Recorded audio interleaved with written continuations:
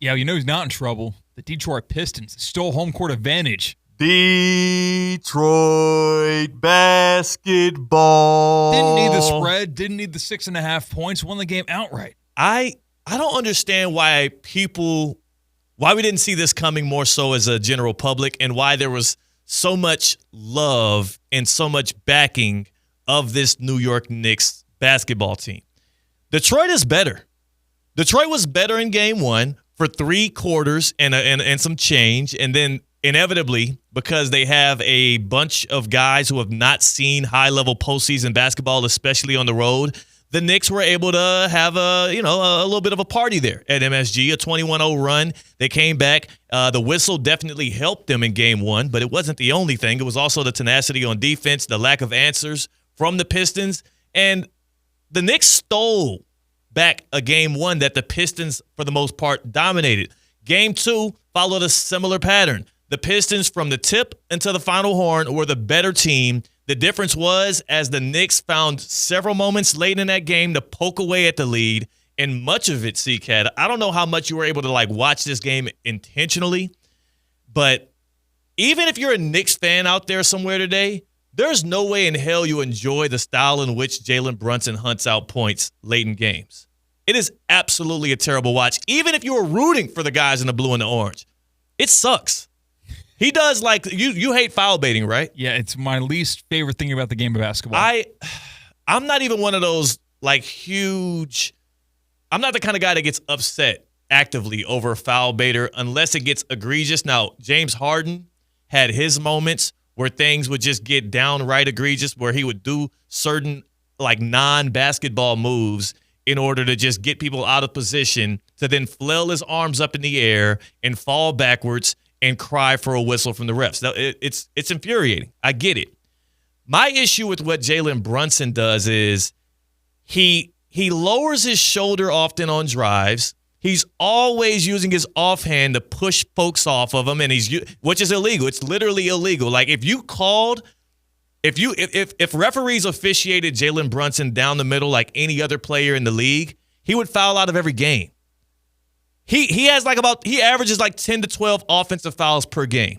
So when you're doing that, but then also every single time somebody gets near you, every time you get bumped, every time you do an up fake and somebody they move like a slight muscle and then you lean into them and pray to God that you get a foul call so you can go to the free throw line.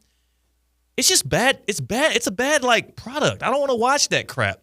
I don't care how crafty he is. I don't care how great his footwork is. He's so good when he's actually playing basketball. Jalen Brunson's a fun watch when he's actually going to work, when he's attacking the rim, when he's maneuvering through a pick and roll, when he's hitting some of those step back triples that he gets. He's a fun watch until the game gets late and until he just starts foul hunting left and right. And then I'm there's no, for the Knicks fans in attendance, I'm thinking about those Knicks legends. They showed Walt Frazier and his nice gear and all that stuff. He loves the Knicks. He loves being courtside. There's no way he respects that crap. Is this one of those don't hate the player, hate the game situations because the game and the rules have enabled this for Brunson? So why are you hating him from taking advantage? Maybe. I'm not saying, again, this isn't even a criticism of Brunson. I don't dislike him as a player, right? I actually enjoy his game. I like his ascension. Remember, Jalen Brunson was the guy who was on the Mavericks with Luka at one point who literally – the Mavs let him walk in the offseason because they didn't want to extend him at a number that would have been a bargain today. And the Knicks contract that they have Brunson under became a bargain, and he proved that. Last night, 37 points, 7 assists. He was 4 for 12 from deep, 9 for 11 from the free throw line. But again, 9 for 11 from the free throw line, that's just the actual times he actually was shooting free throws, because he probably got fouled 20 different times because all he was doing was flailing all over the place, throwing his arms up every time somebody got near him. Asar Thompson, who's the other Thompson twin. There's a Min Thompson on the Rockets, Asar on the Pistons, defensive hound, a guy that usually gives people hell. He fouls out of the game, and most of it is because Jalen Brunson is just playing this crap that I can't even consider basketball. So I didn't want to get into that tangent. I want to talk about the bright side of last night, and that was what the Pistons were able to do.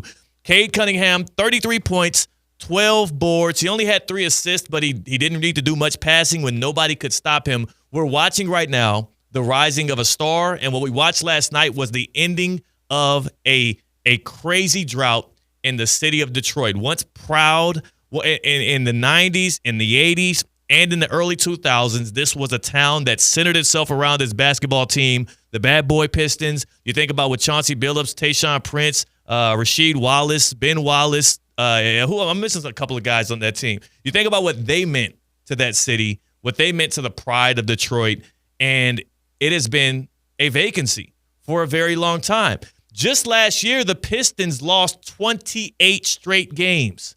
This team, last year, different head coach. They lost 28 games in a row. They won a total of 14 games. And coming into this postseason, it had been 18 years since Detroit had won a postseason game.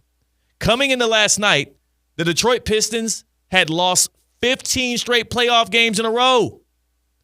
Like, yeah, you got to be at some point, you got to luck your way into a win. Oh, yeah. How the hell do you – actually, it was 14 playoff games in a row that they had lost. How the hell do you go that long without pulling out a win on accident? And don't talk about a top-heavy league. The Warriors were in the peak Warriors dynasty. We're talking about the KD-led Golden State Warriors with Steph, with Draymond, with Clay. They were losing playoff games early in the playoffs. Early, for sure. Even one seeds fall once or twice in the opening round from time to time. The Pistons had not been able to find a way to win. Their last playoff win before last night was the 2008 Eastern Conference semifinal. The Pistons against the 2008 Big Three Celtics, actually. Right? Like, that's a think about that. That was their last win. And that Celtics team still celebrating and parading around that championship because, as we know, that is probably the championship that has held the most weight based on how much those guys pound their chest and run around the NBA like they own the damn thing based off of one season. But again, that was the last time we saw the Pistons actually win a game in the postseason. And tonight, everything changed. And this is what I want to say here. Not only does Cade Cunningham have a chance to end up being, over the next 5 years, one of the 5 to 7 best players in the NBA, one of the guys that the Pistons can look to and say, okay, we have this dude. We need to build around him, keep him happy so that we can continue to contend for championships. That's the level of player that Cade Cunningham is proving himself to be. As a 6'6", 6'7" point guard with the amount of strength, with the amount of ball handling ability, he can score at all 3 levels now. He's improved his three-point shot. He's obviously got the vision and the passing ability. That was his calling card going back to his days at Oklahoma State. And CK, you're a guy that has deep roots and ties to Oklahoma. Do you remember watching him at all when he was with the Cowboys? Of course. Yeah. Like, that's the only bright spot of basketball in that moment. It felt like people were bored of the Chris Paul-led Thunder, so let's go to our college teams instead. And I'm so happy for Cade because the route here was a tumultuous one. He steps into the league. He loses a full season practically because of injury. He has to deal with the Monty Williams era and the fact that guy apparently, like, as soon as he signed that deal to be the coach of the Pistons, it felt like he no longer wanted to be the coach of the Detroit Pistons.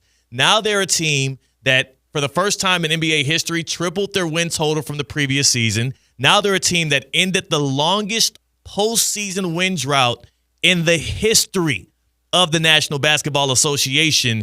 And I do believe they're going to get out of this first round against the Knicks. And for the next 7 to 8 years, centered around that guy, Cade Cunningham, they're going to be a problem in the East. You're going to have to game plan for how do we slow down Cade Cunningham and these Detroit Pistons, which has a solid young cast around them. I'd love to see how they continue to build it. But